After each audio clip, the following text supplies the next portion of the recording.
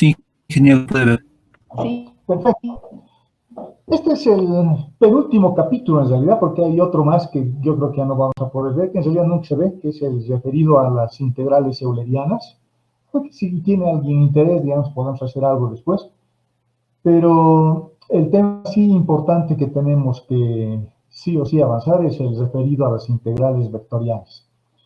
Las integrales vectoriales son de dos tipos, jóvenes. Hay integrales de línea y hay integrales de superficie, que son integrales de estructura vectorial, son integrales vectoriales. Se integran sobre campos vectoriales y en algún caso sobre campos escalares. Los que vamos a ver nosotros en la materia son las integrales de línea, de campos vectoriales y los de campos escalares. ¿De qué se trata estas integrales de línea? Y fíjense que estoy poniendo integrales de línea. Las integrales de línea van a... Cuando uno integra, cuando uno realiza un proceso de integración, las integrales pueden ser de línea, pueden ser de superficie o pueden ser de volumen. Las integrales de línea ya habíamos estudiado en cálculo 1, porque su elemento de integración, la variable de integración es el diferencial de x. Y x es un elemento de línea, es un punto sobre la recta real x. Por eso se llama integrales de línea. Las integrales de superficie son las integrales dobles, porque se integra sobre elementos de área. Vale decir, diferencial de x por diferencial de y, que es lo que hemos estado viendo en los capítulos anteriores o en los temas anteriores. Y luego están las integrales de volumen, que integran sobre elementos diferenciales de volumen. Vale decir, diferencial de x, diferencial de y diferencial de z. Nos vamos a concentrar nuevamente en las integrales de línea a través de una forma vectorial y nuestra variable de integración va a ser un elemento de línea. Va a ser un elemento de línea. Pero este elemento de línea ya va a ser cualquier línea, ya no va a ser solo el eje X. El eje X es una línea, no es una recta. Pero puedo tener también líneas rectas o líneas curvas. Y esa línea lo podemos representar por una función vectorial, que es la que estoy resaltando con el cursor o estoy mostrando en el cursor. Ese es un elemento de línea. Esta es una curva parametrizada en términos de la variable t o del parámetro t. Y puedes representar una circunferencia, puedes representar una parábola o puedes representar cosas más complejas en el espacio como las roscas helicoidales o como cualquier función que puede ser descrita por una función vectorial, o cualquier curva que puede ser descrita por una función vectorial, y variando desde A hasta B el parámetro t. Acuérdense, esto es lo que hemos estudiado en la primera parte de la materia, y estas son funciones vectoriales de variables real. Por lo tanto, voy a usar esas funciones para que estas ahora sean mis elementos de línea. Con ese preámbulo, con esa pequeña introducción, las integrales de línea, por lo tanto, o las integrales curvilíneas también como se les llama, se definen de esta forma. F es un campo vectorial. Este campo vectorial está definido en el plano o en el espacio y se integra sobre estos elementos que son ahora elementos de línea bastante generales, ¿no? Son expresiones vectoriales. Y fíjense que haciendo el producto escalar entre ambos, yo voy a tener una función escalar para integrar finalmente. Y estoy integrando sobre una curva suave C, una curva que tiene que ser derivable al menos una vez. Al menos una vez. ¿De acuerdo? Imagínense que estamos moviéndonos, podemos interpretar así esta integral, ¿no? Que nos estamos moviendo dentro de un campo de fuerzas. Puede ser, por ejemplo, la corriente de un río o una piscina, etcétera, un lugar donde haya fuerzas que están afectando el entorno y nos estamos moviendo según la curva C, en una trayectoria. Imagínense que están nadando en un río. El río está descrito por el campo vectorial, tengo mi trayectoria C, descrita por la curva C, y su ecuación, la ecuación de la trayectoria, es el diferencial de E. Por lo tanto, estas integrales van a evaluar sobre componentes tangenciales. Si vemos esto acá, que es lo mismo, fíjense, estoy haciendo un pequeño truco. Al diferencial de R, al elemento diferencial de R, que es el elemento diferencial del vector de posición, lo estoy dividiendo entre el diferencial de t y lo estoy multiplicando por el diferencial de t. Y lo que yo tengo acá, esto que estoy resaltando con plomo, es la velocidad. lo que estudiábamos en las funciones vectoriales. Y la velocidad siempre es tangencial al movimiento. Por lo tanto, estas integrales evalúan sobre componentes tangenciales del movimiento. ¿De acuerdo? Eso me da varias posibilidades, ¿no? Por ejemplo, yo diría, si F es un campo de fuerza que es perpendicular al movimiento, entonces este producto escalar va a valer cero. Si yo pienso de esa forma, imagínense que estamos nadando en un río. El río tiene una corriente, tiene una dirección, tiene un sentido, y eso está descrito por F. Si yo me muevo a favor del río, quiere decir que este producto escalar va a tener un ángulo menor a 90 grados, por lo tanto siempre va a ser positivo. Si yo me muevo en contra del río, el ángulo puede ser mayor a 90 grados, por lo tanto el resultado va a ser negativo. Pero si yo nado de una orilla a la otra, es decir, de manera perpendicular al sentido que tiene, al sentido de dirección que tiene el campo de fuerzas, el producto escalar se anula y por lo tanto el producto escalar me va a arrojar un resultado para la integral igual a cero. Podríamos interpretar de esa forma. Eso es lo que estamos queriendo describir.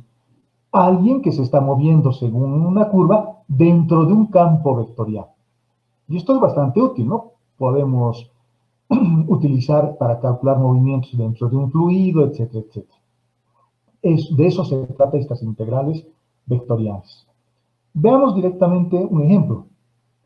Imagínense que ahora nos estamos moviendo sobre una ecuación, sobre una trayectoria que es esta elipse. Esta es una ecuación de una elipse. Y el campo de fuerzas, F, a partir del ejercicio que me han dado, yo sé que esto va a ser la componente del campo de fuerzas en la dirección de Y, y nos damos cuenta de que esto va a ser la componente del campo de fuerzas en la dirección de J. Por lo tanto, nuestro campo de fuerzas es esto. Y el diferencial de R es el diferencial total del vector de posición. Y el vector de posición, no se olviden que es X, Y, Z. Su forma diferencial será diferencial de X, diferencial de Y, diferencial de Z. Pero el campo de fuerzas que yo tengo está actuando sobre el plano X y Y. Por lo tanto, no hay componente en Z. Por lo tanto, el diferencial de R no va a tener diferencial de Z. Y la trayectoria es como esta que tenemos al lado. Nos estamos moviendo en sentido antihorario, como vamos a ver más adelante. Deberíamos movernos siempre en sentido antihorario. Cuando la trayectoria es cerrada, siempre uno se mueve en sentido antihorario. Hay que colocar límites en sentido antihorario. Fíjense la función. Nos vamos a concentrar ahora en esta parte, en la integral de línea. Esta es una integral de línea. Esto es una integral de línea. Acá ya hicimos el producto escalar. El producto escalar entre esta función y este otro vector, que también es una función vectorial. Haciendo el producto escalar voy a tener esto por el diferencial de X, que es esta componente, la primera que tengo acá. Luego tengo esto, Y menos X, por el diferencial de Y, porque estamos haciendo un producto escalar. Y el resultado de ese producto escalar es esta expresión. Fíjense que esa integral tiene muchas variables. Tiene X, tiene Y como variables. ¿Cuál voy a utilizar para integrar? Tengo que utilizar el diferencial de R. Y el diferencial de R tiene que describir a la curva C. Por lo tanto, ¿qué hacemos? Tengo que parametrizar. Voy a hacer lo que decía en nuestra definición. Esto. Voy a parametrizar en términos de T para tener esto. Lo primero que voy a hacer es parametrizar la curva. La curva es una elipse, por lo tanto la elipse que me han dado es esta. Me estoy moviendo según esta ley. Imagínense que nuestra piscina, estamos moviéndonos sobre la superficie de la piscina, y la superficie de la piscina tiene un campo vectorial, está actuando un campo vectorial cuya ecuación es esta, su forma vectorial. Acá hay un campo vectorial. Y dentro de ese campo vectorial nos estamos moviendo. Podríamos tratar de graficar, por ejemplo, las líneas de ese campo vectorial, y podrían ser cosas como esta, digamos. Muchos vectorcitos así. Muchos vectores así. Lo que estoy haciendo solo es un esquema, ¿no? Solo es un esquema, no sé si esas líneas estarán así. Es solo para ejemplificar lo que estamos haciendo. Digamos así, hay un campo vectorial. Ese campo vectorial está descrito por esta función vectorial. Digamos que es un río y yo me estoy moviendo dentro de ese río siguiendo esta forma elíptica. Es lo que estamos haciendo. Por lo tanto, agarro la ecuación de la trayectoria, lo pongo de manera estándar, es esta misma ecuación. Fíjense que me lo han dado de una manera extraña, inusual, digamos, pero la ecuación de la elipse es esta, y lo que voy a hacer es parametrizar esta ecuación. La parametrización es bastante sencilla en este ejemplo. Fíjense que a x le podemos llamar coseno de t, porque la trayectoria es una trayectoria que se parece a una circunferencia, por lo tanto voy a utilizar algo parecido a las coordenadas polares, senos y cosenos, solo que dependiente solo de una variable, no puede depender de dos, aquí no hay radio, solo el parámetro t es el que necesito. Por lo tanto, a x puedo hacer que valga coseno de t. Si reemplazo esa ecuación acá, voy a tener 4 coseno al cuadrado de t, más y al cuadrado, y va a ser 4 seno al cuadrado de t. Por lo tanto, puedo factorizar un 4 de estas dos ecuaciones parametrizando con estas dos ecuaciones que tengo acá, y voy a tener 4 igual a 4. Se satisface. Por lo tanto, estas ecuaciones paramétricas son útiles. Podría haber utilizado cualquier otra ecuación paramétrica. La parametrización de una curva no es única. Fíjense que podríamos haber hecho también una cosa como esta. Podría haber dicho que la parametrización sea así, que x sea t, ¿de acuerdo? Y luego que y, puedo factorizar y de esta ecuación, va a ser igual a 4 menos 4,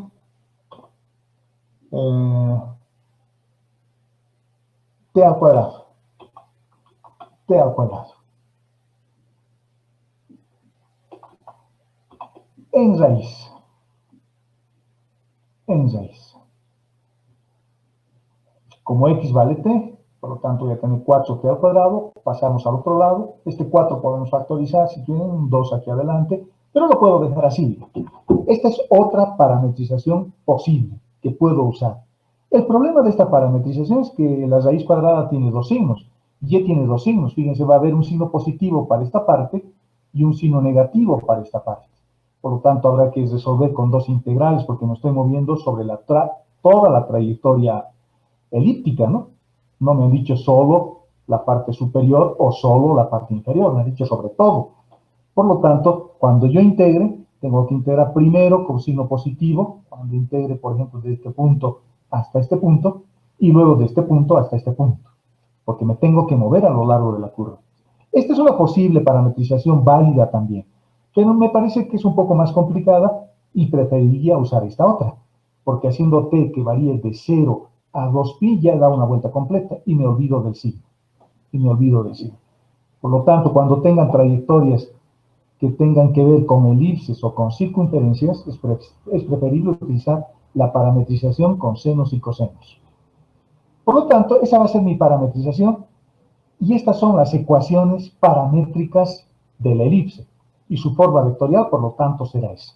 Esa que estoy poniendo, resaltando con plomo. Esta es la ecuación vectorial de esto mismo. Es la misma ecuación. Es la misma ecuación. ¿Se dan cuenta? Es la misma ecuación. Solo que acá tengo la forma escalar y acá tengo la forma vectorial. Y este es su dominio de definición. T quiero que varíe de 0 a 2pi. Listo. El primer paso ya lo hemos cumplido, ya hemos realizado la parametrización. Ahora vamos a empezar a construir esta ecuación. Dice x más y, por lo tanto, donde haya x, reemplazaré por coseno de t, esto o esto que es lo mismo. Y donde haya y, reemplazaré por 2 seno de t, por 2 seno de t.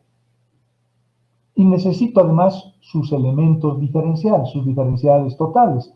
Por lo tanto, como x vale coseno de t y y vale 2 seno de t, que son estas ecuaciones, las mismas, voy a encontrar sus diferenciales totales. La única variable que tengo es t, por lo tanto, su diferencial total será la derivada de esto menos seno de t por el diferencial de t. Y el diferencial de y será 2 coseno de t por el diferencial de t. Ya tengo todo. Ya tengo los elementos diferenciales y ya tengo la ecuación. Ya tengo el valor de x, ya tengo el valor de y, por lo tanto lo que voy a hacer es parametrizar esa ecuación. Y va a ser igual a x vale coseno de t, más y, que es 2 seno de t, por el diferencial de x, que vale menos seno de t por el diferencial de t. Hacemos lo mismo con el otro término, con este. Y valdrá 2 seno de t, que está acá, menos x, que es coseno de t, por el diferencial de y, que vale esto. Fíjense que en esta integral que tenemos acá, hemos obtenido una cosa como esta. Ya tengo esto todo en términos de t, y mi variable de integración es el diferencial de t. Acá está el diferencial de t, y acá también tengo. Lo que resta es simplificar esta expresión. Fíjense, pero que le he puesto a la integral un pequeño círculo acá. Este pequeño círculo me está diciendo que la integral que estoy resolviendo es una integral en una trayectoria cerrada. Parto de este punto, doy una vuelta en este caso y llego al mismo punto. A eso se le llama trayectoria cerrada. Y me estoy moviendo en esta trayectoria cerrada dentro de un campo vectorial cuyas líneas he dibujado referencialmente, ¿no? No quiere decir que estas sean las líneas de este campo vectorial, es simplemente para poner un ejemplo. Lo puedo graficar en MATLAB o lo puedo graficar en el GeoGebra, este campo vectorial, y ahí verían en el plano XY cuáles son sus líneas, y posiblemente van a cambiar hasta de tamaño, ¿no? No todos van a tener el mismo tamaño. ¿De acuerdo? Es lo que estamos haciendo. Simplificando esa expresión, y eso es lo que significa antes, este pequeño círculo. Quiere decir que me estoy moviendo sobre una trayectoria cerrada. Cuando la integral se evalúa sobre una trayectoria cerrada, se le da un nombre específico. Se le dice que es una circulación. Estoy calculando una circulación. Estamos haciendo una circulación acá. A veces se dice así también, ese es el nombre también que se le da a la integral de línea, pero solo cuando la trayectoria es cerrada. Simplificando un poco eso, nos queda una cosa como esta. Bueno, simplificar se simplifica bastante. Aquí tengo seno y coseno, aquí tengo un seno al cuadrado, aquí tengo seno y coseno también, coseno al cuadrado. Simplificando nos queda una cosa como esta. Integrando nos queda una cosa como esta. Y finalmente el resultado, evaluando los límites, sale menos 4pi. Es bien importante en estas integrales el signo, porque el signo nos está diciendo, nos está dando información también. Me está diciendo que en general yo me estoy moviendo en sentido contrario al campo vectorial. Es como si estuviese nadando río arriba, en sentido contrario a la corriente. Por lo tanto, hago un esfuerzo mayor. Hay una contribución negativa del campo de fuerza sobre el movimiento. En física también hacían eso, ¿no? Habían problemitas, decían, hay una lancha que parte de un punto A sobre un río y navega río abajo, entonces había que sumarle a la velocidad de la lancha la velocidad del río. Acá estoy haciendo una cosa parecida, en realidad estoy haciendo lo mismo, solo que de una manera analítica más fuerte, más interesante. Y el resultado me está diciendo que yo estoy haciendo un esfuerzo de 4pi, digamos, pero en sentido contrario. Quiere decir que posiblemente la gráfica sea como esta. Yo me estoy moviendo en sentido contrario. En sentido contrario. Habrá un momento donde me muevas en sentido que favorezca, digamos, el campo de fuerzas al movimiento, pero hay otro sentido que contribuye o tiene una componente negativa en el movimiento. Entonces podemos decir que en el balance general me estoy moviendo de tal forma que la contribución del campo de fuerzas es negativa. Estoy nadando río arriba, en otras palabras. ¿De acuerdo? Veamos el siguiente ejemplo. Otro ejemplo. Me están pidiendo que evalúe también una integral de línea. Fíjense que me lo han dado así. Esa es la integral de línea. Diferencial de x, diferencial de y, diferencial de z. Esos elementos diferenciales que tengo ahí sirven para identificar las componentes del campo vectorial. Menos 2x menos y será la componente de f vector en la dirección de y. Menos yz al cuadrado será la componente de f en la dirección de j. Y menos y al cuadrado z será la componente de f en la dirección de k. Diferencial de x, diferencial de y diferencial de z son las componentes del vector diferencial de f. ¿De acuerdo? Me lo dan también así. Me pueden dar el campo vectorial para que yo multiplique, como acá, me pueden dar el campo vectorial así, F es así, me pueden decir. Por lo tanto, habrá que hacer el producto escalar para tener una expresión como esta.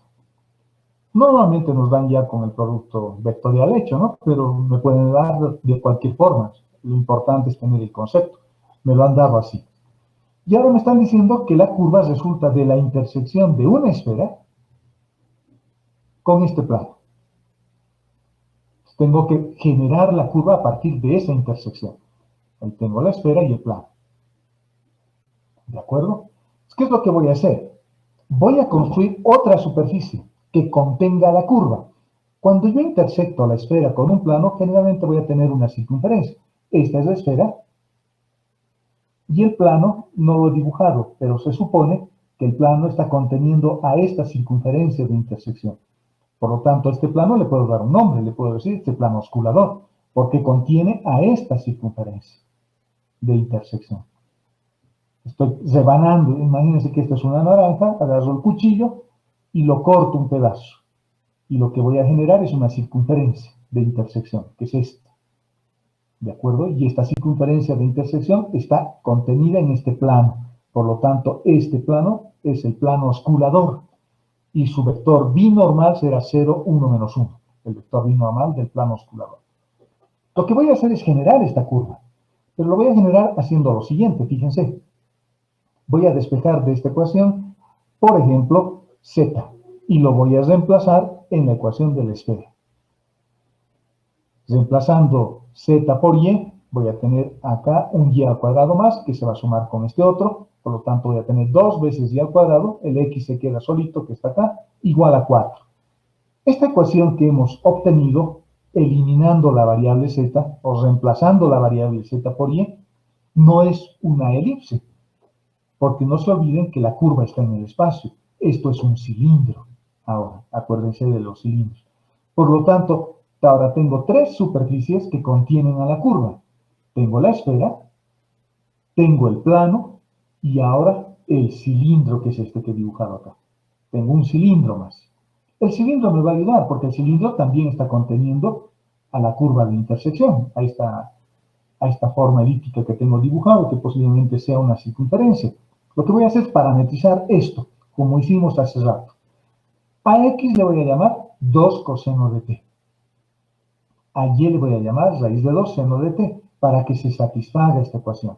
Si yo reemplazo, voy a tener 4 coseno de t más 2 multiplicado por y al cuadrado. Y al cuadrado me va a dar 2. 2 por 2 me va a dar 4 y seno al cuadrado de t. Por lo tanto, voy a tener 4, 4 igual a 4. ¿De acuerdo? Por lo tanto, estas son mis ecuaciones paramétricas para la curva. Ya tengo la ecuación paramétrica en X y ya tengo la ecuación paramétrica también en Y. También en Y. Y Z lo obtengo de la ecuación del plano. Z es igual a Y. Por lo tanto, los reemplazamos. Bueno, aquí yo me he equivocado. Acá yo me he equivocado. Debe haber colocado 2 seno de t. ¿De acuerdo? Debemos haber colocado así. Control C, porque Z es igual a Y. Control V. Por lo tanto, el diferencial de Z va a ser lo mismo que el diferencial de Y. Así. Pero es un error que he cometido yo, que lo tienen que corregir ustedes en su cuaderno, en su casa. Una vez que ya tengo X, ya tengo Y, ya tengo Z y ya tengo los elementos diferenciales, se procede de la misma manera. Solo que acá yo he reemplazado con esta ecuación que era coseno. 2 coseno de t es reemplazado eso. Ustedes lo van a corregir en su casa, a modo de practicar. Tienen que reemplazar x por 2 coseno de t, y por raíz de 2 seno de t, z por raíz de 2 seno de t. Aquí yo he reemplazado z con la anterior ecuación que tenía acá. ¿De acuerdo? Lo hice a propósito para que lo hagan en su casa. Para que lo hagan en su casa, simplifiquen, coloquen todo en términos de t y luego evalúen la integral. El resultado que se ha puesto ahí, se ha saltado con rojo, dice 2 raíz de 2 pi. Vean si sale lo mismo con la corrección que tienen que hacer al reemplazar esta ecuación. ¿De acuerdo? En su casa vuelvan a hacerlo. Por lo tanto, el resultado del trabajo que estamos realizando, o de la integral que hemos terminado de resolver, es positivo. O sea, vale 2 raíz de 2 pi, es positivo. Por lo tanto, cuando yo me muevo acá, ahora fíjense, ya no estoy nadando solo en la superficie de la piscina, ahora estoy buceando, además estoy entrando dentro de la piscina, y dentro de la piscina hay un campo vectorial, el agua se está moviendo según esta ley. Y cuando yo hago esta trayectoria, entro y formo esta forma elíptica, que posiblemente sea una circunferencia, va a ser una circunferencia, solo que aquí está dibujado en perspectiva, por eso se ve una elipse. Cuando yo nado así circularmente dentro del agua, dentro de este campo vectorial, el esfuerzo que estoy realizando va a ser 2 raíz de 2. Pero ahora ya le puedo dar una interpretación además, porque fíjense, vamos a volver a la definición inicial, en esta ecuación. La pregunta para la clase, para los jóvenes que están participando de la clase: ¿qué interpretación le puedo dar a esa integral? ¿Qué utilidad tiene? ¿Qué significa, en otras palabras? ¿Qué significado le puedo dar desde el punto de vista de la física? A ver, muchachos, ¿qué dicen? ¿Qué podría significar esa integral? O sea, no quiero solo resolver, no quiero encontrar el resultado numérico. Quiero además darle un significado. La matemática es linda en sí misma, ¿no? Pero si le doy un significado, además si le doy una utilidad, esto se hace más lindo todavía, más hermoso todavía, porque esto está describiendo un fenómeno físico. La pregunta es, ¿qué fenómeno físico creen que es? Algo que conozcan ustedes. A ver, muchachos, si me están escuchando, lancen ideas.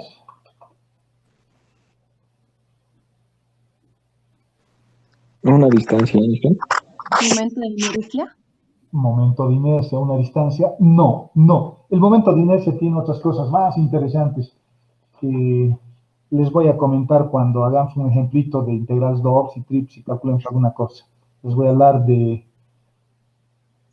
fenómeno de Jani-Beikov o del teorema del eje intermedio, que es bien interesante para los momentos de inercia. Pero son interpretaciones físicas, así se vuelven más lindas las cosas que hacemos. Pero no es momento de inercia y no es distancia. ¿Qué creen que sea? Pero tiene algo que ver con la distancia. A ver, otra pregunta. ¿Cómo se define? No, tampoco. Les voy a lanzar una idea. ¿Perdón? Torsión y... No. En física, ¿cómo definen trabajo? Fuerza por distancia. Exacto. Si esto es fuerza, F es fuerza, y esto es una distancia que estoy recorriendo, estas integrales representan el trabajo. Interesante. Y ahora fíjense, me estoy moviendo ya sobre cualquier trayectoria, pero estoy recorriendo una distancia, y esa distancia multiplicada por un campo de fuerzas, esto me permite calcular el trabajo que estoy realizando. Y ocurre algo interesante. Fíjense, aquí yo he calculado un trabajo. El trabajo que realiza el campo de fuerzas sobre una partícula que se está moviendo según esta forma elíptica. Y el trabajo es menos 4pi, no es 0. Porque alguien podría pensar, pero la distancia es 0 vectorialmente. Parto de este punto y doy una vuelta y llego a este punto, la distancia es 0 que recorro. No, hay un trabajo inherente. Solo en algunos casos va a salir 0 este trabajo, como vamos a ver más adelante. Y en el segundo ejemplo que hemos resuelto, que hay que corregir estas cosas ustedes en su casa, también estoy realizando un trabajo. También estoy realizando un trabajo acá. Porque estoy moviéndome, siguiendo esa forma circular, dentro de un campo de fuerzas. Por lo tanto, las integrales de línea que estamos estudiando de campos vectoriales, desde el punto de vista de la física, representan el trabajo. ¿De acuerdo? Y en este caso también hay un trabajo, solo que es un trabajo positivo. En el otro ejemplo era un trabajo negativo. ¿Qué significa el trabajo positivo? El trabajo positivo, cuando el resultado sale positivo, me está diciendo que el campo de fuerzas me está ayudando en mi movimiento. O sea, Es como si estuviese yendo en mi lancha río abajo. Entonces estoy sumando la fuerza más el motor, que también tiene su propia fuerza y que genera su propia velocidad. Eso quiere decir, hay una contribución positiva del campo de fuerzas. Es mi amigo acá. Estoy moviéndome según su sentido de dirección. En cambio, en el ejemplo anterior nos salía menos 4pi. Acá está nuestro resultado, menos 4pi. Ahí quiere decir que me estoy moviendo en sentido contrario, que la fuerza se opone a mi movimiento. Eso quiere decir así. Interesante. ¿De acuerdo? Y fíjense cómo se resuelven. Se resuelven de una manera bien sencilla estas integrales. No ofrecen mayor dificultad. Hay que parametrizar todo en términos de una única variable, que puede ser t, y se resuelve. La integral que depende ahora solo de una variable. Esta integral ya va a depender solo de una variable. La variable es t. La variable es t. ¿De acuerdo? Veamos algunos conceptos.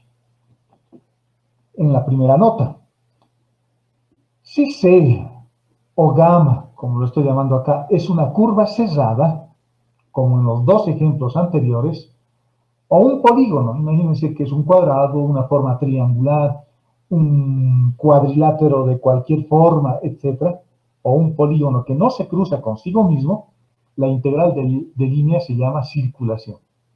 Y siempre se evalúa en sentido antihorario. Siempre. Ese es el sentido positivo. En la primera elipse que hemos utilizado, fíjense, me estoy moviendo en sentido contrario a las manecillas del reloj. En sentido contrario a las manecillas del reloj. Ese es el sentido positivo y siempre se evalúa en ese sentido, en sentido antihorario, porque ese sentido es el que me va a permitir interpretar correctamente el signo del resultado. ¿De acuerdo? Por lo tanto, y se nos representa con un pequeño círculo, como hicimos en este ejemplo. Por ejemplo, en los dos ejemplos que hemos resuelto, mi trayectoria era cerrada. Por eso podemos utilizar un pequeño círculo para indicar, para representar de que mi trayectoria es cerrada. ¿De acuerdo? Y a eso se le llama sentido positivo. Veamos otro ejemplo de lo que significa esta nota, la nota que estamos anotando acá, lo que estamos describiendo. Veamos un ejemplo. Me dicen que calcule una circulación. Ahora puedo colocar, evaluar la circulación y coloco la integral. Una integral sigue, digamos. No es muy complicada. En plan. Pero me están diciendo que me muevo por dos trayectorias. Una que es una recta que parte de este punto 0,2 hasta el punto menos 5,3 y luego se complementa con otra curva, en este caso una línea curva, que corresponde a una parábola. Por lo tanto, hay dos trayectorias. Lo primero que hay que hacer es graficar esas trayectorias y ver dónde está la trayectoria cerrada, porque esto es una trayectoria cerrada. El ciclo me está diciendo que es una trayectoria cerrada. También me podrían haber dicho evaluar la circulación. Circulación. Como me están diciendo que es una circulación, también me están diciendo que la trayectoria es cerrada. Grafiquemos esas dos curvas. La primera curva dice que es una recta que va desde este punto hasta este punto. Por lo tanto, voy a escribir la ecuación de esa recta.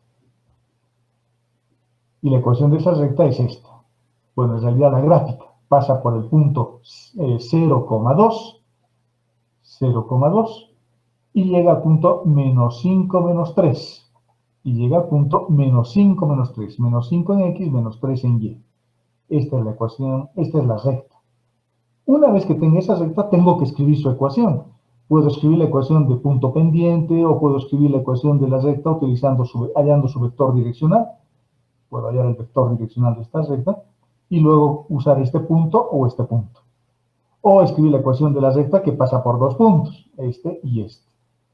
¿De acuerdo? Y su ecuación es una cosa como esta. Su ecuación es esa. Ya lo he escrito. Ustedes pueden escribir también en su casa. O sea, aquí les pongo algunas cosas que es importante que ustedes encuentren de dónde sale esta ecuación. Y ya les estoy diciendo, es la ecuación de una recta que pasa por dos puntos. Porque me dice que la trayectoria es rectilínea. La otra ecuación ya me la han dado, aquí no tengo que hallar nada. Es una parábola que se abre sobre el término lineal x. Por ejemplo, digo, ¿qué pasa si y vale 0? X vale 4. ¿Y qué pasa si ¿qué pasa si y vale 0? X vale 4. ¿Y qué pasa si x vale 0? Y vale más menos 2. Corto en x en 4 y corto en y en 2 y en menos 2. Esta es la parábola. Por lo tanto, la trayectoria cerrada tiene una trayectoria lineal, que es la trayectoria verde, y tiene una trayectoria curva, que es la que corresponde a la parábola. Fíjense que les he puesto unas flechitas acá. Con esas flechitas les estoy diciendo que la integral tiene que evaluarse en sentido antihorario. Una forma fácil de darse cuenta de eso es imaginarse que ustedes están caminando sobre esta trayectoria. Primero van sobre la trayectoria azul y luego sobre la trayectoria verde. Al revés, es realidad verde y luego azul. Imaginarse eso, que están caminando a lo largo de este perímetro. Y su mano izquierda, y eso es importante, su mano izquierda tiene que estar apuntando a la región que estoy encerrando. Imagínense, ahí fíjense, en el cursor hay una flechita, hay unas flechitas, ¿no? Imagínense que eso es una persona. Su mano izquierda tiene que estar apuntando a la región. Y ese es el sentido correcto de integral. La única manera serán la que está indicando las flechitas. Hay que imaginarse que están caminando. Su mano izquierda está apuntando a la región que encierro. Esa es la forma de integrar. ¿De acuerdo? Esta es una trayectoria regular por tramos. Quiere decir que no voy a poder resolver la integral en una sola integral como en los ejemplos anteriores. Acá era solo una integral de 0 a 2pi y evaluaba sobre todo, porque esta es una ecuación regular y con una sola integral basta. En cambio, en esta otra no, porque la curva está compuesta de una trayectoria rectilínea y luego una trayectoria curvilínea. Por lo tanto, esta es una trayectoria regular por tramos, regular verde y regular azul. ¿Qué quiere decir regular? Que es derivable y continua. Fíjense que en esta curva cerrada, en este vértice, por ejemplo, no hay derivada, ¿no? Porque aquí hay un quiebre angular y acá también no hay derivada. Por lo tanto, es regular por tramos. Es regular de acá a acá y es regular de acá a acá. ¿De acuerdo? Por lo tanto, el sentido de integración tiene que ser el que se muestra. Antihorario. Y el resultado total va a ser la contribución de la curva C1, que es la verde, más la contribución de la curva C2. Nos estamos hablando con esa forma. ¿De acuerdo? Primero de manera rectilínea y luego de manera parabólica. Si hay que integrar hay que calcular dos integrales. Para la curva C1 ya tengo la ecuación que les he puesto acá. Ya tenemos la ecuación ahí. Y lo he sacado, fíjense, solamente mirando de la curva. Corto en 2 en y corto en menos 2 en x, y eso es lo que está reflejando acá, ¿no? Si x vale 0, y vale 2. Y si y vale 0, x vale, y si y vale 0, x vale menos 2. Estos dos puntitos. De la curva podemos sacar también, si lo hacemos en el GeoGebra con un sistema de referencia de cuadrícula como tenemos ahí, es fácil obtener esta ecuación. De otra forma es escribir la ecuación de la recta que pasa por este punto y por este otro. Perfecto. Esta es la curva entonces. Fíjense que voy a factorizar y no lo voy a parametrizar todo en términos de t, voy a usar la propia variable x o y. Por lo tanto, si x es x nomás, y vale x más 2. Por lo tanto, su diferencial de y va a ser igual a diferencial de x. Estoy manteniendo las propias variables. En lugar de y, voy a colocar x más 2. Aquí está. Elevado al cuadrado por el diferencial de x. Y luego tenemos x que se queda como está, x nomás, por el diferencial de y. Y el diferencial de y vale diferencial de x. Fíjense que estoy resolviéndolo de manera diferente. Ya no estoy usando el parámetro t, estoy usando el parámetro x o la variable x directamente. Cuando tengan curvas en el plano, a veces es mejor usar sus propias variables y no parametrizar en términos de t. La parametrización en términos de t es más útil cuando mis curvas están en el espacio.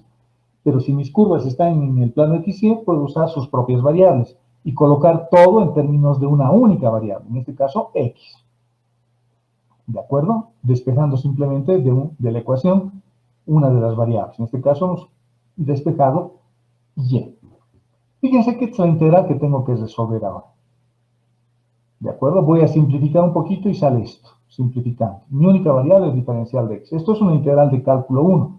Mi variable de integración es x y me estoy moviendo sobre esta curva.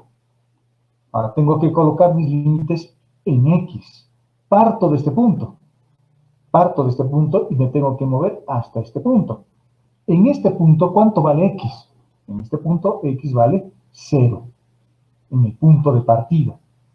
Y en el punto de llegada, ¿cuánto vale x? Vale menos 5. Menos 5. ¿De acuerdo? Entonces eso hay que tener cuidado. Hay que fijarse. Parto de 0. Límite inferior siempre es el punto de partida. Y el límite superior siempre es el punto de llegada. Parto de x igual a 0. Parto de x igual a 0. Y llego hasta x igual a menos 5. ¿De acuerdo? Por eso mis límites van de 0 a menos 5. Rompe todo lo que hemos hecho, ¿no? En cálculo 1. Lo usual era colocar desde menos 5 a 0. Pero eso querría decir que me estoy moviendo de menos 5 a 0 en este otro sentido. Y eso está mal, porque el sentido tiene que ser antihorario. El sentido que tiene esta flechita. Por lo tanto, x varía de 0 hasta menos 5. Límite inferior 0, límite superior menos 5. Y resolviendo la integral, que es una integral bastante simple, el resultado es 5 sextos. Ese es el trabajo que realiza el campo de fuerzas cuando me muevo sobre esta trayectoria rectilínea. Hemos llegado a este punto, ahora tenemos que empezar a nadar en sentido de la curva azul. Entonces ahora tomamos la curva azul. Fíjense que en la curva azul x está despejado, por lo tanto, más fácil. Y su diferencial de x va a ser menos 2y por el diferencial de y. Aquí mi variable de integración ahora va a ser y, ya no x. Por lo tanto, y se queda como está. El diferencial de x vale menos 2y diferencial de y, más 4 veces, porque tengo un x acá, más 4 veces menos y al cuadrado, estoy reemplazando x por eso, y el diferencial de y se queda como está, porque mi variable de integración es y. Simplificando esta expresión, esta cantidad subintegral, nos queda esto que tenemos ahí. 4 menos y al cuadrado menos 2y al cubo. Límites. Para y tengo que colocar límites ahora. Estoy partiendo de acá. Ya hemos recorrido esta trayectoria. Ya hemos llegado a este punto. Ahora tengo que moverme, o me estoy moviendo a lo largo de esta parábola, y el límite inferior, porque es mi punto de partida, en y vale menos 3. Fíjense, en y vale menos 3. Parto de y igual a menos 3. Voy caminando, caminando, hasta en algún momento será y igual a 0, y ahora y empieza a subir hasta 2. Por lo tanto, mis límites van desde menos 3 hasta 2. Desde menos 3 hasta 2. El resultado de esta integral sale 245 sextos. Por lo tanto, la integral total va a ser 5 sextos más 245 sextos igual a 125 tercios. Si me estoy moviendo en sentido positivo, en sentido antihorario. Y parece que en ese sentido la contribución del campo de fuerzas es positiva. En ambos casos, fíjense, en ambos casos, la fuerza me ayuda en la trayectoria rectilínea y en la trayectoria parabólica. El campo de fuerzas me ayuda porque los resultados que hemos obtenido son positivos en ambos casos. ¿De acuerdo? Es así. En general, jóvenes, cuando yo parto de un punto y llego a otro punto, el resultado va a depender en general de la curva. Puedo estar moviéndome en una trayectoria rectilínea o en una trayectoria arbitraria como esta cualquiera. El resultado va a depender de la curva. Pero existe algunos casos, y eso es lo que vamos a ver en el siguiente punto, donde el resultado solo depende del punto de partida y solo depende del punto de llegada. No interesa la curva. La curva puede ser cualquier trayectoria. Puede ser esta trayectoria naranja, o puede ser esta trayectoria azul, o cualquier otra trayectoria que se nos ocurra.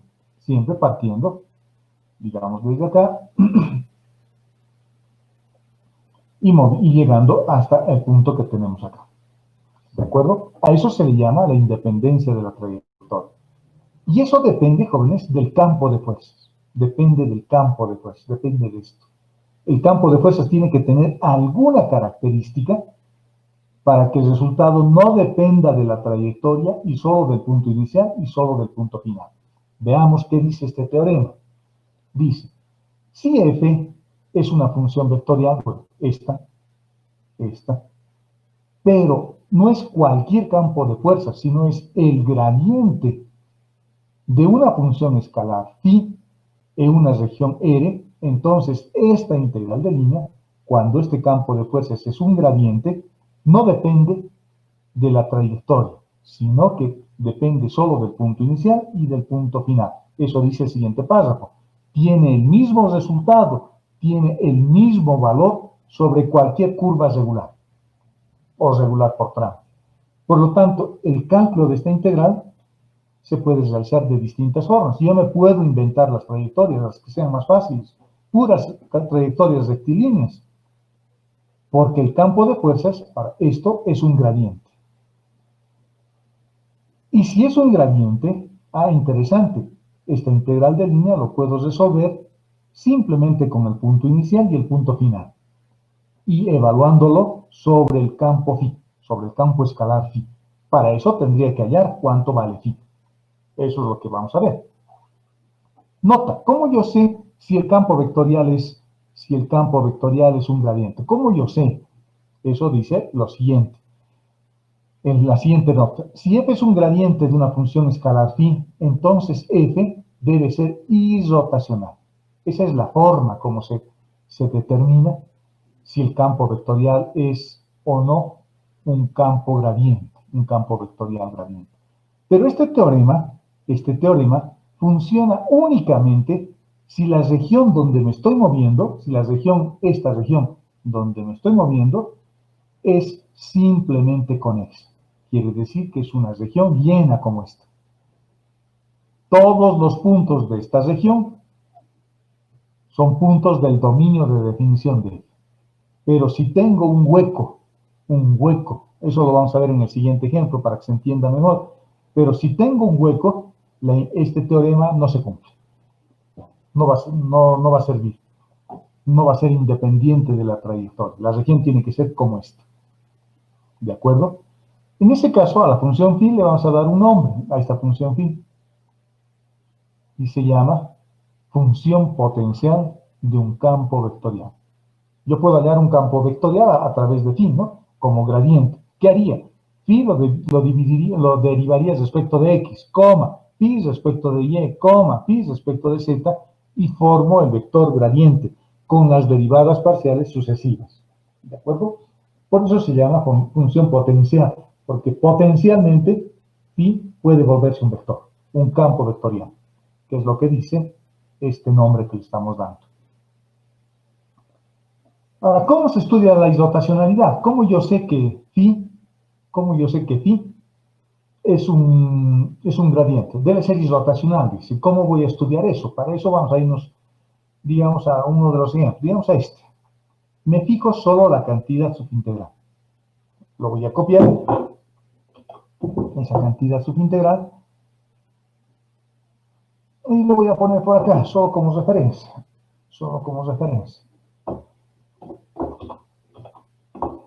Lo que yo tengo dentro de la integral, que lo estoy copiando acá, del ejemplo anterior, es una forma diferencial.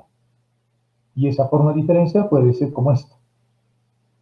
M, que en este caso valdría y al cuadrado, por el diferencial de x, y x, que sería n, que depende de x y de y, por el diferencial de y. Y cuando tengo formas más grandes, me fijo solo la forma diferencial y verifico estas derivadas cruzadas. En otras palabras, P derivados respecto de Y debería ser a Q derivados respecto de X. Más o igual, deberían ser iguales. Luego, ¿qué más debería verificar? P derivados respecto de Z debería ser igual a R derivados respecto de X. Y finalmente, Q respecto de Z debería ser igual a R respecto de Y. Estas tres ecuaciones se tienen que verificar y con eso verificamos que el campo vectorial es un gradiente. Y en el caso de funciones más simples, con solamente dos variables, es más fácil, ¿no? n respecto de y, la derivada de n respecto de y, debería ser igual a la derivada de n respecto de x. Veamos en este ejemplo. Si yo derivo esto respecto de y, el resultado es 2y. Y si yo derivo esto respecto de x, el resultado es 1. 2y no es igual a 1. Por lo tanto, el campo vectorial no es un campo conservativo, no es un gradiente. Los gradientes son campos conservativos.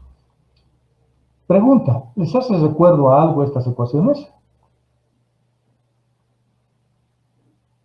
¿Qué dicen? ¿Les hace recuerdo a algo? Hemos avanzado en el capítulo anterior.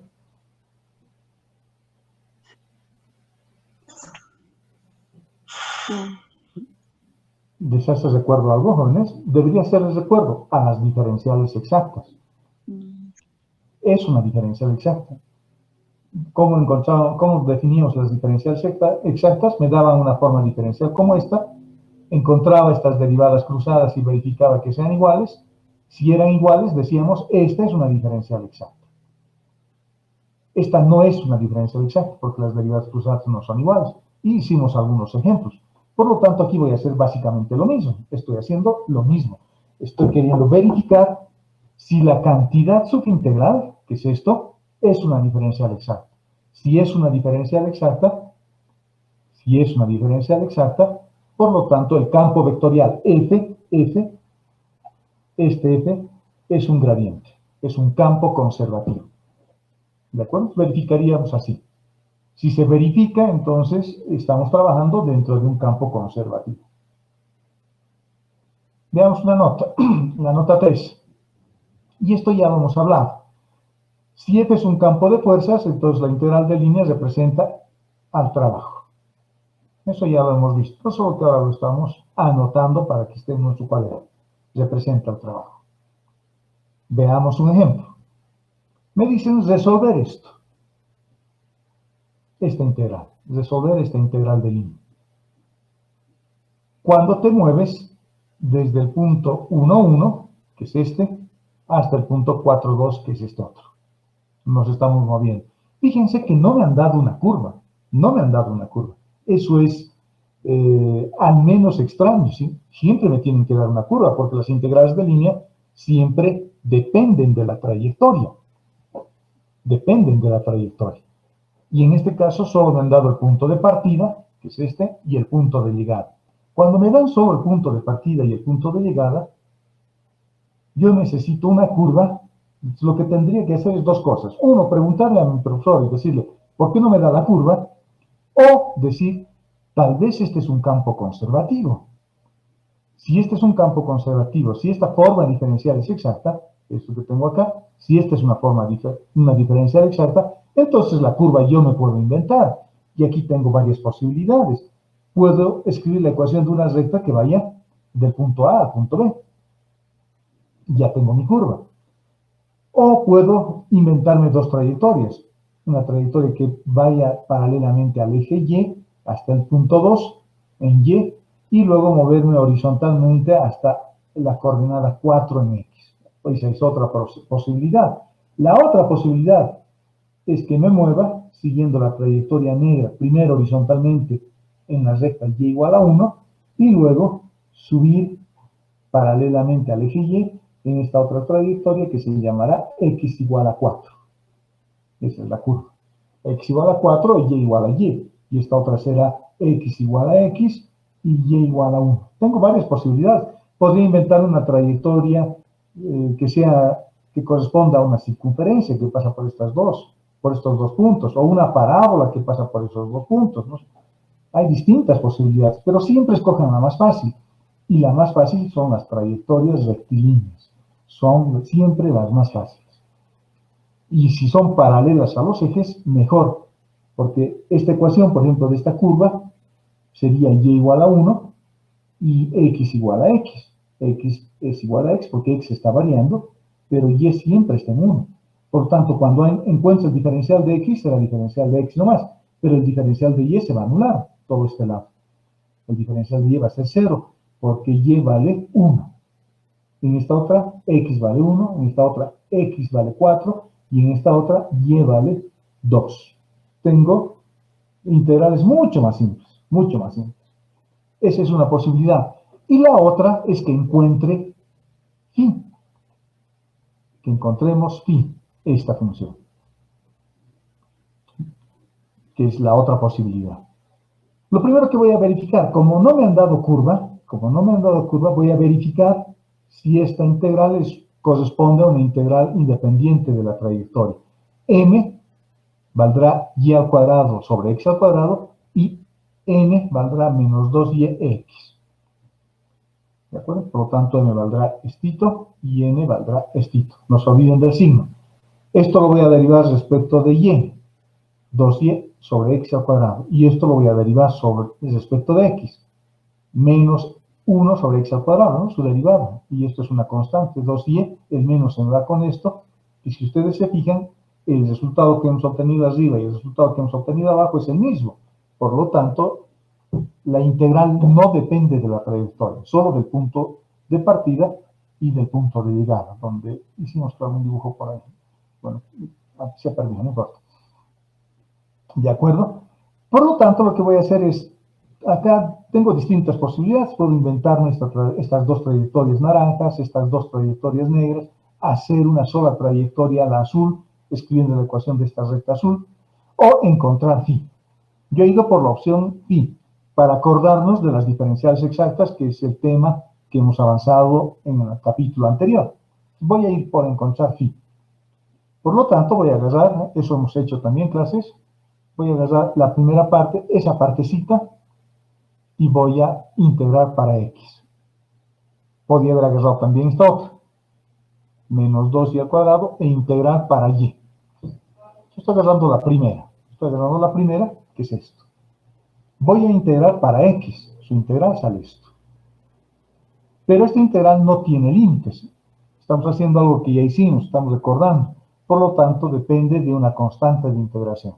Esa constante tiene que ser necesariamente y, porque estoy integrando para x. Por lo tanto, su constante de integración tiene que ser y. Porque cuando yo derive esto, para encontrar el gradiente, debería obtener este resultado, ¿no? El que tengo acá. La derivada de esto respecto de x es y al cuadrado sobre x al cuadrado negativo. Con este menos se vuelve positivo y fíjense, hemos encontrado n. Y esto se anulará porque la derivada de esto respecto de x vale 0, porque esto depende solo de y. Tenemos que encontrar esta constante. Por lo tanto, lo que voy a hacer es, ya tengo mi función. La función, mi primera aproximación es menos y al cuadrado sobre x más k veces y. Voy a agarrar esta función y lo voy a derivar respecto de y para encontrar n.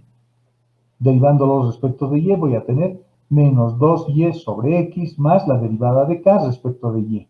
Y lo igualo con n, con eso que tengo de dato.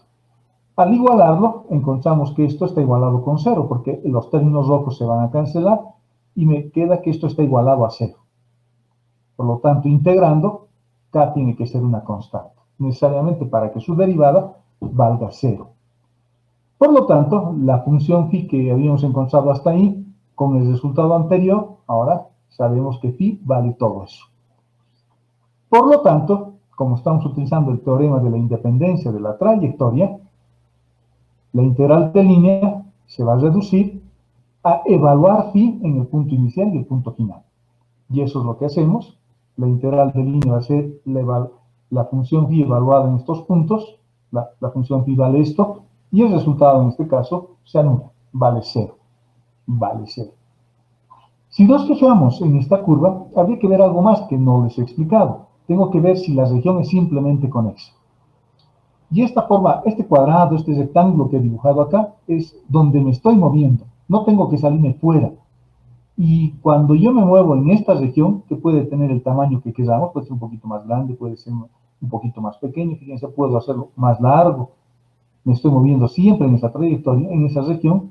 En esta región que yo lo he optimizado tratando de que sea la más pequeña posible, fíjense que no tengo indeterminaciones. Si yo me fijo en esta primera componente, en x igual a 0, esta componente se anula. Y esta otra también, en x igual a 0, esta componente también se anula, se vuelve infinito. Y ese punto, que es el origen de coordenadas, está acá. Pero fíjense que mi región no incluye este hueco. Este es un hueco. Cuando x vale 0, esto se descompone, ¿no? Las componentes tienden a infinito y a menos infinito. No me sirve resolver ahí. La integral de línea no me sirve resolver ahí. Pero mi región D, donde tiene la región simplemente conexa, fíjense, no incluye esta región, no la está incluyendo. Por lo tanto, el teorema sirve en esta región. Ese es un análisis que también hay que hacer, tomarse 5 segundos y decir, a ver, me fijaré en x igual a 0 y en y igual a 0, tengo un problema. Ese punto no pertenece al dominio de definición de este campo vectorial. No hay el vector ahí, no hay vectores ahí. Por lo tanto, el teorema, para aplicar correctamente el teorema, yo tendría que ver que la región no lo incluya a este punto que me da problemas. Y para este ejemplo, fíjense, estamos perfectamente bien en este rectángulo. No lo estoy incluyendo a esta región, por lo tanto, no hay este hueco que habíamos visto. Esa región no es simplemente con eso, con el hueco incluido. Pero si lo sacamos al hueco y nos movemos solo en esta pequeña región, que es un rectángulo en este caso, estamos bien. ¿De acuerdo? No puedo ampliarlo así. No tiene sentido. Tienen que ser lo más pequeño posible. En esta regioncita me estoy moviendo, puedo escoger cualquier curva dentro de esta región rectangular. Si quieren más arriba también lo pueden hacer, pueden utilizar una recta que vaya hasta aquí, luego viene hasta aquí, luego baja, sigue siendo válido.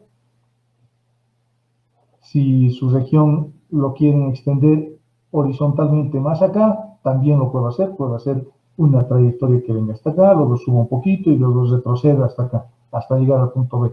En todos los casos el resultado va a ser el mismo. Pero ¿para qué me voy a complicar? Mi región que sea la más cerrada posible, la más pequeña posible. Y en esa región no hay este hueco que tenemos acá.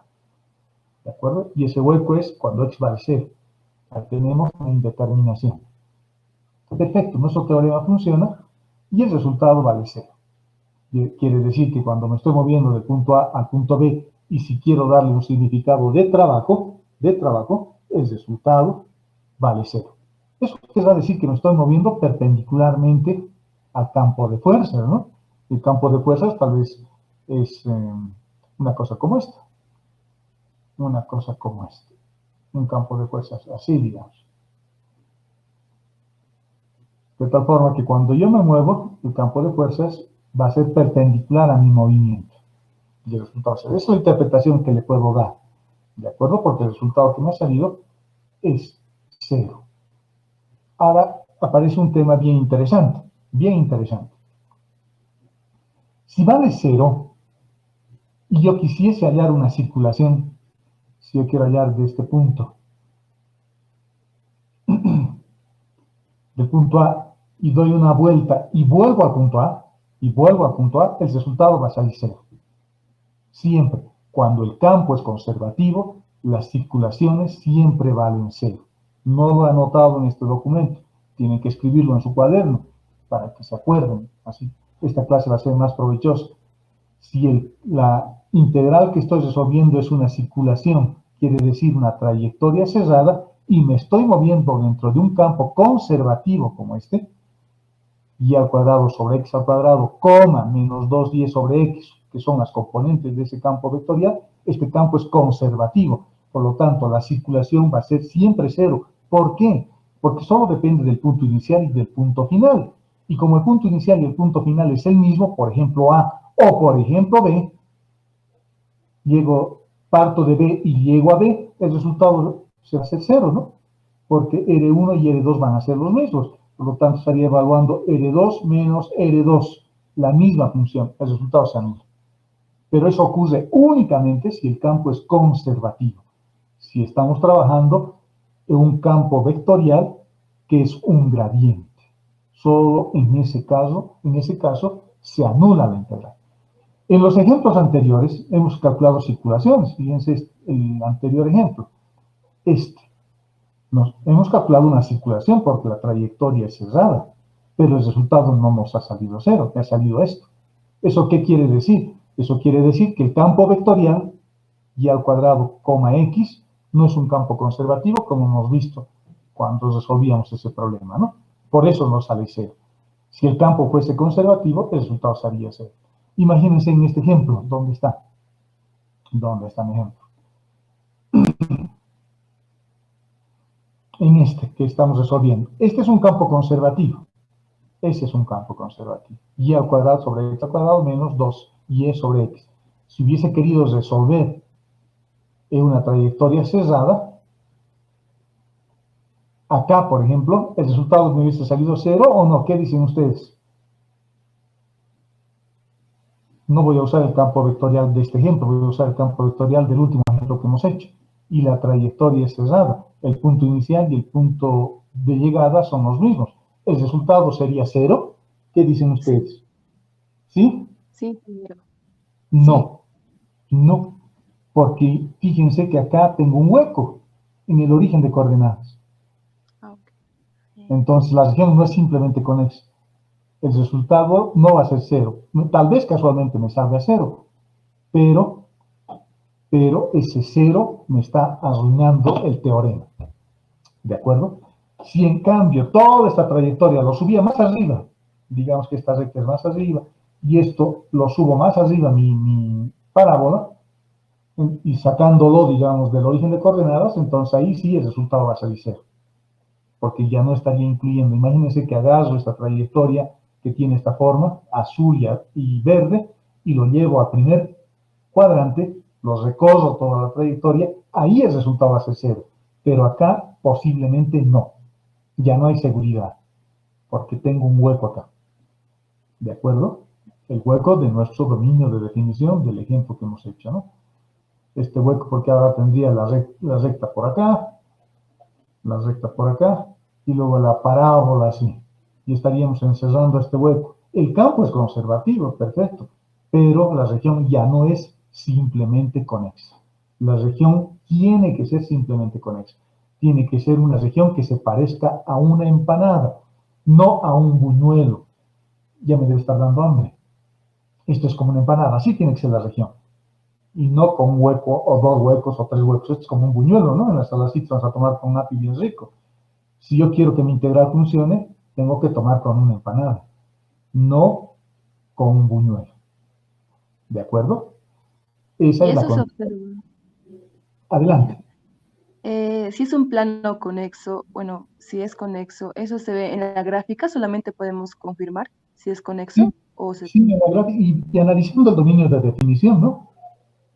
Vean el dominio de definición. Acá hay un hueco en x igual a 0.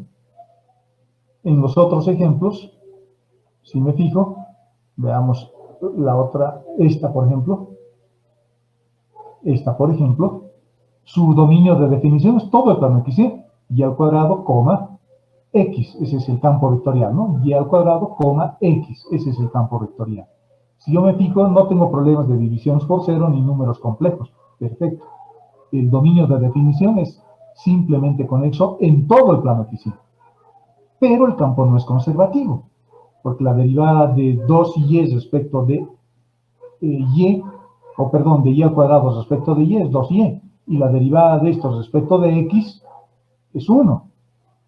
Aquí tengo una región simplemente conexa para este campo vectorial, pero el campo vectorial no es un campo conservativo, por lo tanto, el resultado va a ser siempre diferente para cada curva. En el último ejemplo que hemos resuelto es al revés. El campo es conservativo, genial, el campo es conservativo, pero la región no es simplemente conexa. Pero como por suerte me han dado una trayectoria que está fuera de este hueco, del punto A al punto B, la región D, que simplemente con ese que estoy escogiendo, es estito. Me tengo que mover solo sobre este puntito, sobre esta región. No puedo salir de esta región. Y está bien, es una región válida. Si no les gusta esa región y quieren hacer una un poquito más grande, sigue siendo válida. Si quieren llevarlo hasta acá, sigue siendo válida. ¿Dónde se arruina mi región? Cuando traspaso acá. Ahí se arruina mi región. Pero me estoy moviendo fuera del 0, 0, del origen de coordenadas. Puedo moverme ahí. Cualquier trayectoria que escoja sobre esta región es válida. Por lo tanto, el resultado siempre va a ser el mismo para cualquier curva. ¿De acuerdo, jóvenes? Sí, ingenieros. Ok, sigamos. Estas son las integrales de línea, de campos vectoriales. Bastante sencillo, no es muy complicado, pero son más laboriosas, ¿no? porque la integral de línea no, o la integral no se resuelve directamente. Hay que calcular esto, hay que parametrizar la curva, hay que analizar si el campo es conservativo, hay que analizar si la región es simplemente conexa, hay que hacer varias cosas antes de resolver. Y fíjense que en este caso ni siquiera he resuelto la integral de línea, he resuelto una ecuación diferencial porque he encontrado phi, y phi lo he evaluado entre 1, 1 y 4, 2. Pero no he resuelto la integral de línea. Si queríamos, podíamos resolver la integral de línea e inventarnos trayectorias. Podríamos habernos inventado la trayectoria naranja. Y su ecuación sería, ¿cuál sería su ecuación? Podemos tratar de escribir de la primera trayectoria, de θ. Su ecuación va a ser x igual a 1. X igual a 1. Siempre vale 1, ¿no? Pero no es suficiente. Necesito la variable y más, y la variable y será y simplemente. Esa es la ecuación de θ. Y fíjense que esta ecuación es bien facilita, porque cuando encuentro el diferencial de x se anula, y el diferencial de y es diferencial de y nomás. Por lo tanto, esta integral se va a reducir a esto. Menos 2y sobre x, pero x vale 1. Por lo tanto, va a ser menos 2y por el diferencial de y. Y evalúo de 1 a 2. Bien fácil. Y la otra trayectoria, la siguiente trayectoria, porque esta es una trayectoria por tramos ahora, la otra trayectoria sería, por ejemplo, x igual a x, porque me estoy moviendo paralelamente al eje x, y y siempre vale 2. Esa es la trayectoria, esta. Por lo tanto, habrá que resolver dos integrales, para la primera trayectoria y para la segunda, pero sus integrales son bien simples. El diferencial de y se va a anular, y x es x nomás, por lo tanto esta parte de la ecuación se va a anular. Y y va a valer 2, por lo tanto aquí voy a tener x al cuadrado, y al cuadrado, perdón, 4 sobre x al cuadrado. Esa integral es la que tengo que resolver para la segunda trayectoria. Puedo escoger estas trayectorias. O hacer lo que hemos hecho ahora, encontrar phi.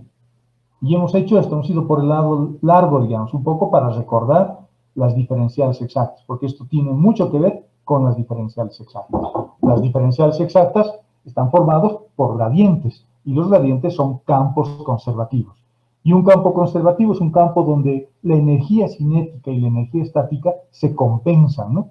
Y no cambia su valor energético de ese campo, siempre es el mismo. Y el gradiente es un campo conservativo. Y cuando el campo es conservativo, la integral de línea puedo resolver como yo quiera, incluso encontrando solo phi, para evaluar entre el punto inicial y el punto final. ¿De acuerdo? Veamos otro tipo de campo de integrales de línea. Las primeras que hemos estudiado, esta que estamos estudiando, son integrales de línea de campos vectoriales. Ahora vamos a estudiar integrales de línea de campos escalares, que también son integrales de línea. ¿Dónde está eso? Acá. Vamos a estudiar ahora las integrales de línea de campos escalares.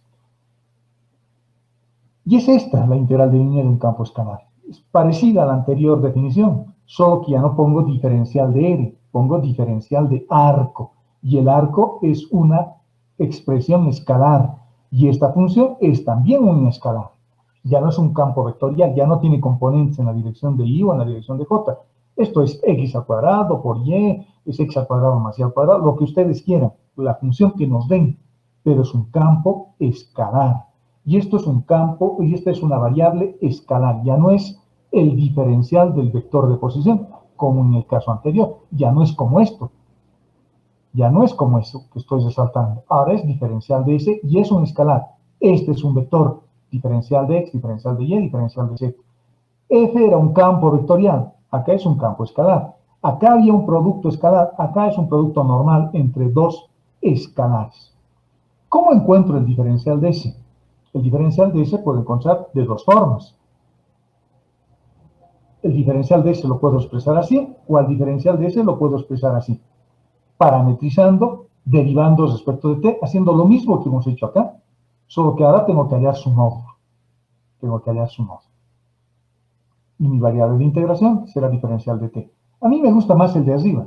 Es exactamente lo mismo, pero me gusta más el de arriba. Y les voy a mostrar por qué.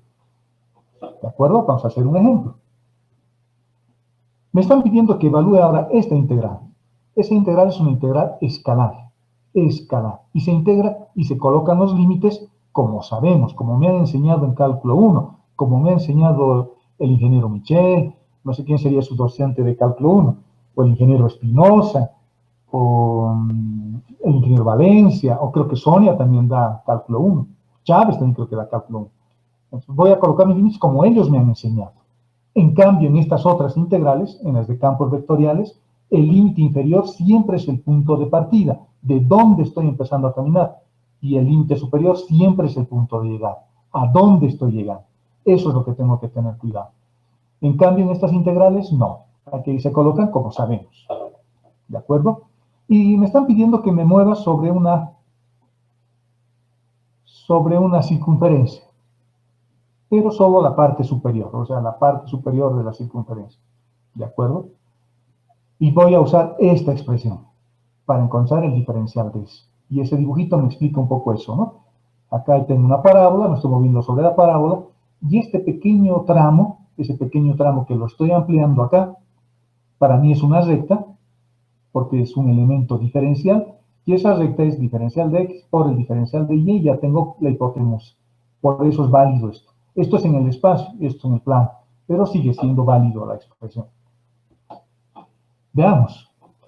Hay que parametrizar esta curva también. Es una circunferencia, por lo tanto, sus ecuaciones paramétricas serán estas, ¿no? Diferencial de x será menos seno de t diferencial de t, y el diferencial de y será coseno de t por el diferencial de t. Lo mismo que en el caso anterior, solo que ahora lo voy a reemplazar en esta ecuación. Ya tengo el diferencial de x, ya tengo el diferencial de y. No hay diferencial de z porque esta es una curva en el plano. Por lo tanto, esto se anula, valdrá 0. El diferencial de x varía menos seno de t diferencial de t, y el diferencial de y, que lo hemos encontrado acá, lo reemplazo acá. Coseno de t, diferencial de t. Haciendo un poquito de trigonometría y simplificando, tenemos esta expresión. Fíjense, aquí tengo un diferencial de t al cuadrado, un diferencial de t al cuadrado, que lo puedo sacar fuera de la raíz, y seno al cuadrado de t más coseno al cuadrado de t es diferencial de s igual a diferencial de t. El arco es igual al diferencial al tiempo en este caso. El arco es igual al tiempo. Por lo tanto, su derivada será el vector tangente unitario, ¿no? Este es el módulo del vector tangente unitario, si lo vemos así. Reemplazando 2 más coseno al cuadrado de t, porque x lo voy a reemplazar por coseno de t, coseno de t al cuadrado, por y lo voy a reemplazar. Fíjense que es lo mismo que en el caso anterior, es exactamente lo mismo, solo que ahora multiplico expresiones escalares. Hay que integrar esto.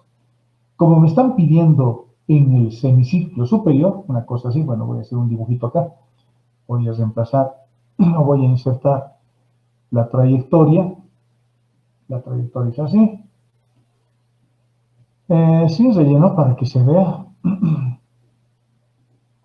La trayectoria es así, tiene unos ejes, el eje X y el eje Y. Nos estamos moviendo. Este vamos a suponer que es el eje Y, aunque está un poco inclinado, pero no importa. Y este es el eje X. ¿De acuerdo? Estos son los dos ejes. Me estoy moviendo sobre la circunferencia superior. Por lo tanto, tendré que moverme desde x igual a 0, porque si pongo acá 0, t pongo 0, x vale 1 y y vale 0. Por lo tanto, estoy en este punto. Y luego nos estamos moviendo hasta, fíjense, este es el radio vector. Ese radio vector es este. Sus componentes son x igual a coseno de t, y igual a seno de t. Ese es el vector que tengo ahí. Ese vector se tiene que mover desde este punto, desde 0, hasta este puntito. Y ese puntito vale pi. Por eso coloco de 0 a pi. La parte superior de la circunferencia. Y el resultado de esa integral es 2pi más 2 tercios. La interpretación de esto es otra cosa, ya no es el trabajo. ¿Saben qué representa? Representa un área, representa un área. Y el área de este cilindro circular desde el plano z igual a 0 hasta esta superficie. Puedo graficar, aquí arriba hay una superficie, encima de esta circunferencia hay una superficie, y estaría calculando el área de este cilindro que parte desde el plano z igual a 0, hasta este valor de z. Hasta este valor de z. Es el área lateral que estaría calculando. Esa es la interpretación para esta integral, que es ahora una integral de línea sobre un campo escalar. ¿De acuerdo? Hasta ahí vamos a avanzar hoy día. El teorema de Grimm lo vamos a terminar el martes. La materia lo vamos a terminar en el avance el día martes. Nos queda un poquito, no es mucho lo que nos queda. Lo haremos en media hora y ya está. Y ahora quiero hablarles un poquito. Bueno, ahí terminamos. ¿Tienen alguna duda antes de pasar a hablar del examen? No, Inge, todo bien. Perfecto, jóvenes. Ingeniero, Adelante. ingeniero, Sí, ¿cumple igual que el sentido antihorario es el positivo? El no. último campo. Buena pregunta, buena pregunta. En estas integrales no hay el sentido antihorario. Se colocan límites como sabemos. Aquí estoy colocando límites de manera normal. Así se coloca en polares también, ¿no ve? En las integrales dobles. En estas integrales de línea de primera especie, así también se les llama, integrales de línea de primera especie, o integrales de línea de campos escalares, acá no hay el sentido antihorario. No hay el sentido que tengo que siempre con mi mano izquierda ir apuntando. Acá coincide casualmente porque así siempre se colocan los límites. Se coloca abajo el ángulo más pequeño y arriba se coloca el ángulo más grande. Siempre es así. En polares también era lo mismo. Si estuvieras resolviendo, por ejemplo, esta integral, a ver, ¿dónde está esta? Esta integral, digamos, si la trayectoria que me daban era esto, entonces hubiese colocado para esta trayectoria mi límite en x subido desde menos 5 hasta 2. Así hubiese colocado mi límite. Ya no hay sentido antihorario. Y en este otro caso, hubiese colocado desde menos 3 hasta 2. Bueno, ha coincidido, digamos, en este caso. Pero en estas integrales, en las que estamos estudiando de campos escalares, no existe el sentido positivo o el sentido antihorario. Se colocan los límites como en cálculo 1, porque acá el resultado debería en general ser siempre positivo, en general. ¿Por qué debería ser siempre positivo? Porque esto le estoy dando una interpretación. Esto es la altura por la base. La base es un arco, digamos esta parábola, y esto es la función z. Por lo tanto, estaríamos evaluando el área lateral que tiene esta forma desde el plano z igual a 0 hasta el plano z f de x y. Y el resultado siempre debería ser positivo. Esta es una integral escalar. Acá no hay sentido, no hay dirección. ¿Dónde hay sentido y dirección? Y hay que tener cuidado en las integrales que se evalúan sobre campos vectoriales. ¿De acuerdo? ¿Está claro, señorita? Sí, ingeniero, sí. Perfecto. Bueno, Ingeniero. entonces hablaremos del examen, si no hay otra duda. Y si pueden, Ingeniero, adelante. disculpe, en el último ejercicio hizo diferencial de R como si fuera un vector, pero ¿no tendría que ser todo escalarmente? Escalar. Juan, a ver, veamos. El último ejemplo. Exacto, en el último ejemplo, exactamente, X, coseno de T, diferencial de X, pero no todo tiene que ser escalar. Esto es, aquí le puse R, ¿no? Porque este R está representando a la curva. A la curva. Y lo represento como una función vectorial R. Esto es la curva. Lo podemos poner así. Bien, bien, muy buenas dudas.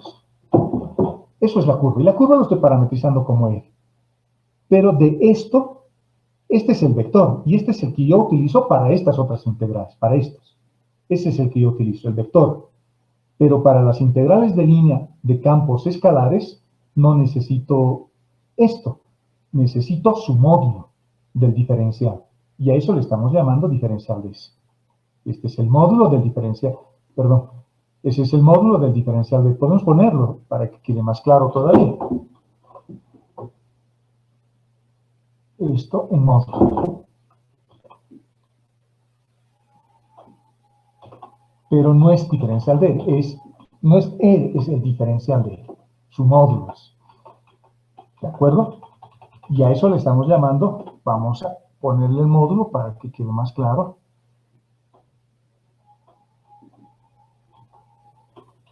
¿Me ha dado hambre? ¿A ustedes les ha dado hambre o no? Un poco, Inge, un poco. Sí, estoy escuchando que está pasando un heladero por mi casa. Aquí me está haciendo antojar, pero está haciendo mucho frío. Le vamos a poner módulo a esto para que quede más claro. ¿De acuerdo? Ahora es así. No estoy hallando R. R, bueno, hemos hallado R como siempre. En las otras integrales utilizábamos el R directamente, el vector, el diferencial de R. Por eso usábamos estas expresiones, ¿no? Esto y esto, pero como vector. Lo mantenía como vector. En cambio acá hallo el módulo de este vector. Por eso estoy hallando diferencial de x al cuadrado, diferencial de y al cuadrado, que están hallando su módulo. ¿De acuerdo? Eso es lo que estamos haciendo. ¿Está bien? Gracias, ingeniero. Sí, ingeniero, gracias. ¿De qué, jóvenes? ¿De qué, señorita?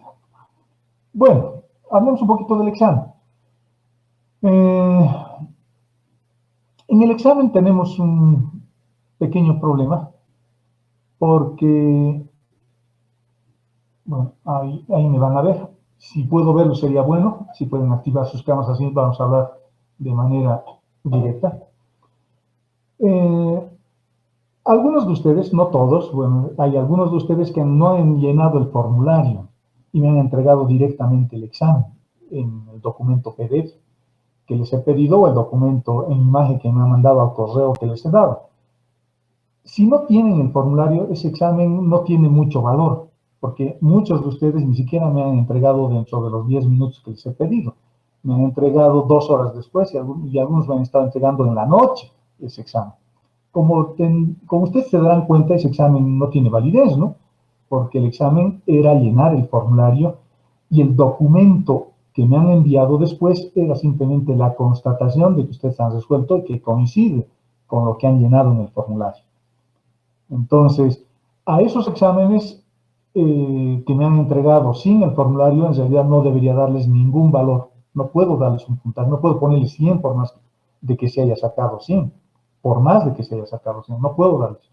Porque es como si fuéramos a dar el examen en clases, como antes, presenciales, y yo me vaya y luego ustedes me entreguen el examen en mi casa 2 horas después. Ese examen no tiene validez, jóvenes, no tiene validez. Es un tema que hemos decidido ahí con los docentes del área de matemáticas y con cálculo 2, con los docentes de cálculo 2. Por lo tanto, en la nota que voy a subir al sistema, si no tienen el formulario, no está reflejado esa nota.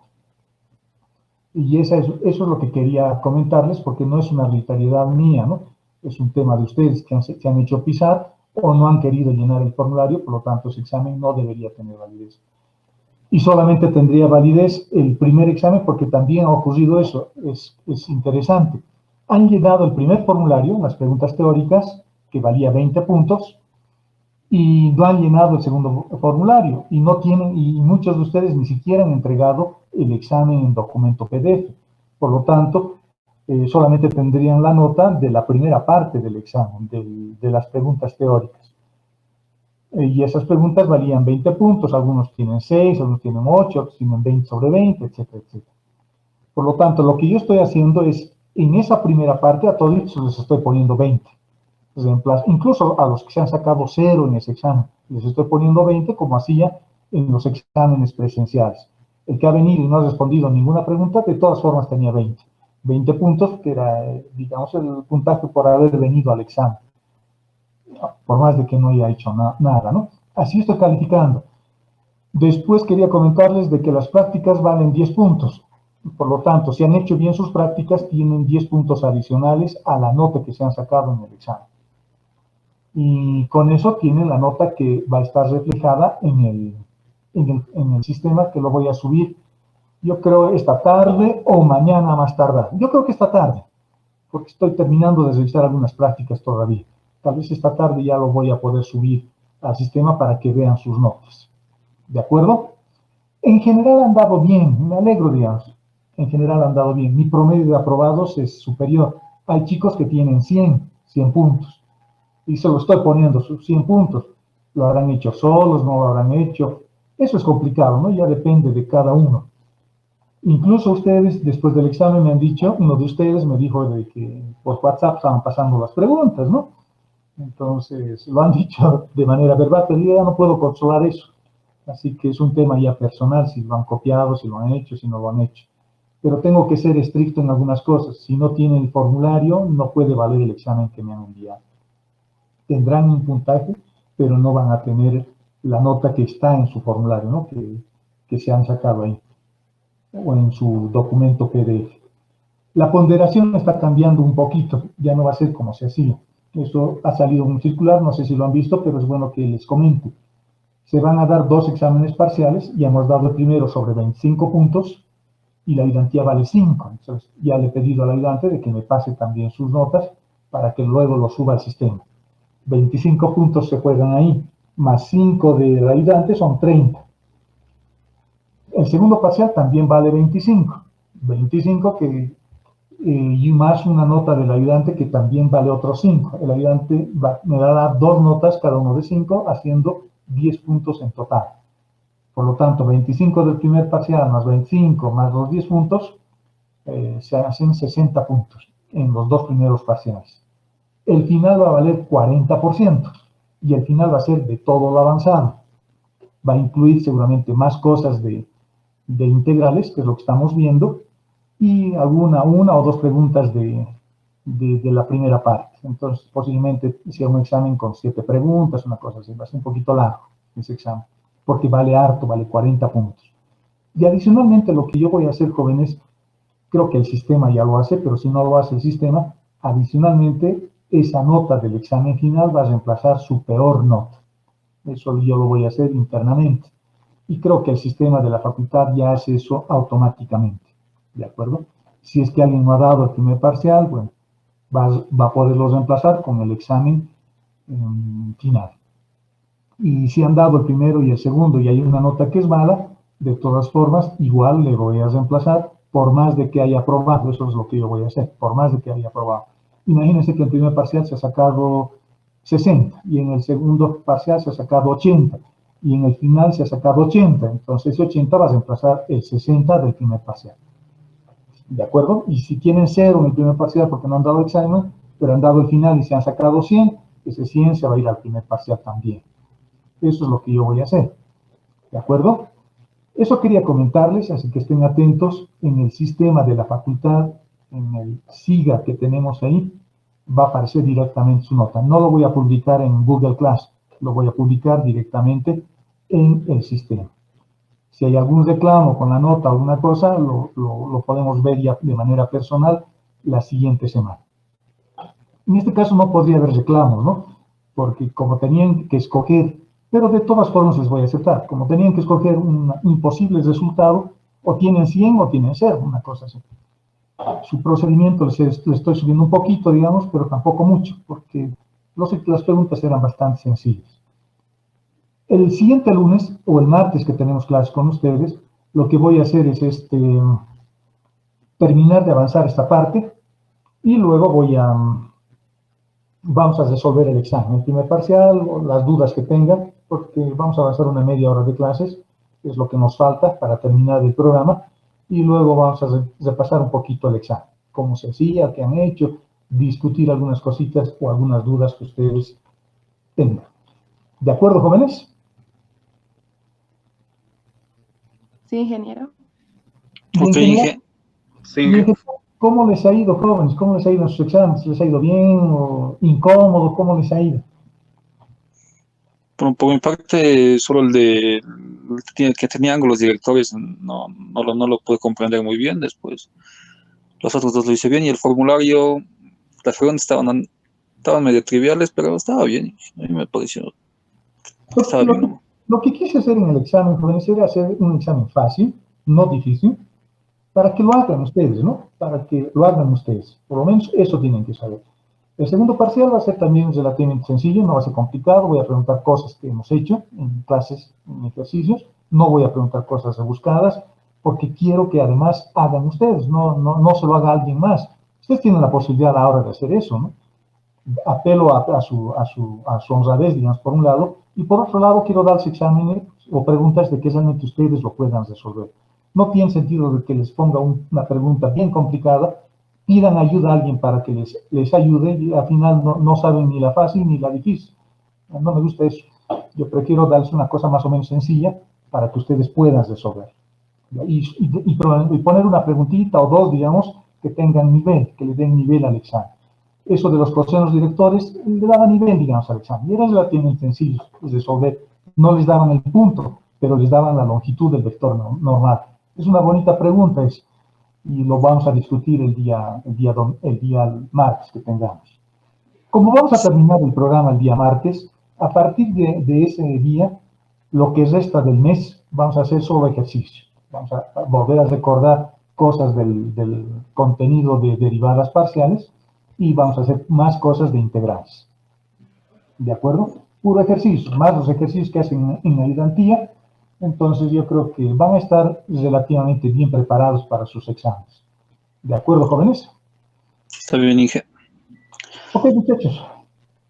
Entonces, si no hay más dudas o comentarios, estén atentos a sus notas del sistema. Esta tarde o mañana se los voy a subir.